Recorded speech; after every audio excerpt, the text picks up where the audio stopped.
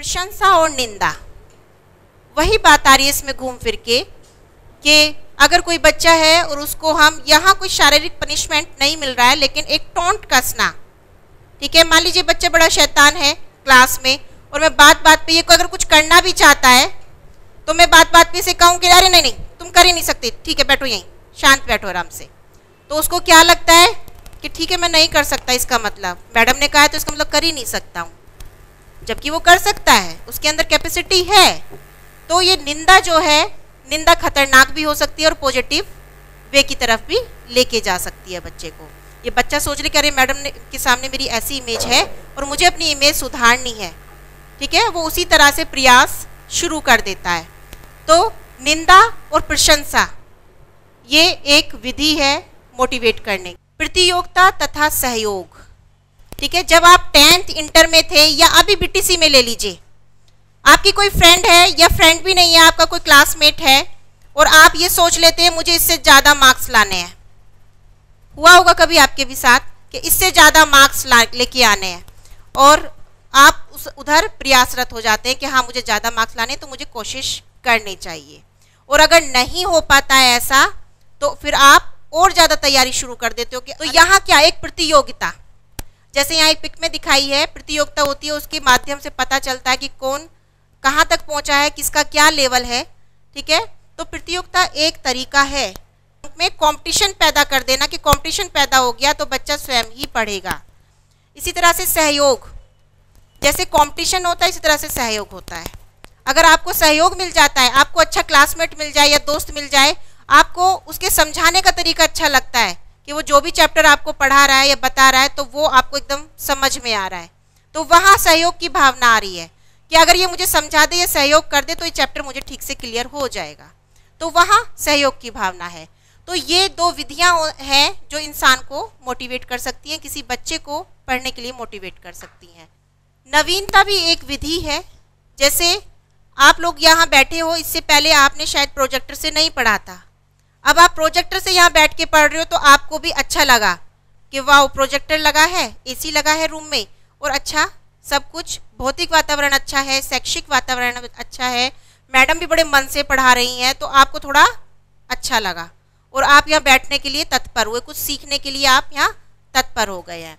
तो नवीनता एक पॉइंट बनता है जो कुछ सीखने के लिए, आगे बढ़ने के लिए आपको प्रेरित करता है।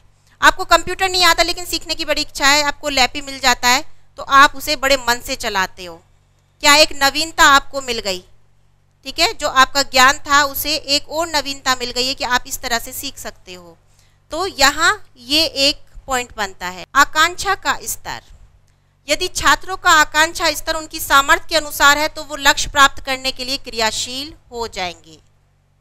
जैसे इसमें लिखा हुआ है no I can not, yes I can, आप इसमें फंसे रहते हैं। जैसे मैंने कहा पीसीएस की तैयारी के लिए आपने सोचा, आपका मन एक बार कर रहा नहीं मैं नहीं कर सकती, अरे नहीं मैं कर सकती हूँ, फिर आपका मन करेगा नहीं अरे ये तो सिलेबस मैंने देखा है तो बहुत बड़ा सिलेबस है, कैसे हो पाएगा कवर, ना मेरे से तो होगा ही नहीं। फिर आप सोचते नहीं इसमें कौन सी नई बातें, सारी पढ़ी हुई बातें तो हैं, थोड़ा और क्लियर करना है, और कॉन्सेप्ट क्लियर करने, आपने फिर सोचा नहीं मैं कर सकती हूँ। तो यहाँ पर एक आपकी आकांक्षा का स्तर कि आपको इतना मिल गया लेकिन आप और पाना चाहते हो।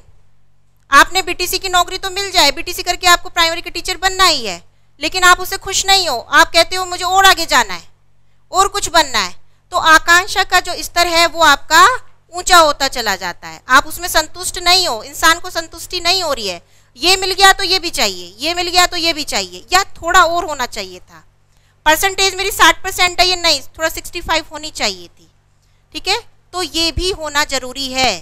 अगर ये खत्म हो गया तो आप क्या करेंगे कि पास होता हूँ तो ठीक, या फिर पास भी होना चाहेंगे, ठीक है बस किनारे पे पास हो जाऊं, उसके बाद नंबर आए या ना आए, ठीक है मुझे कोई फर्क नहीं पड़ता।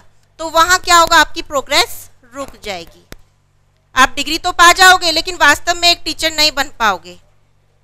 हाँ, तो आकांक्षा का स्तर एक तरीका है मोटिवेट होने का।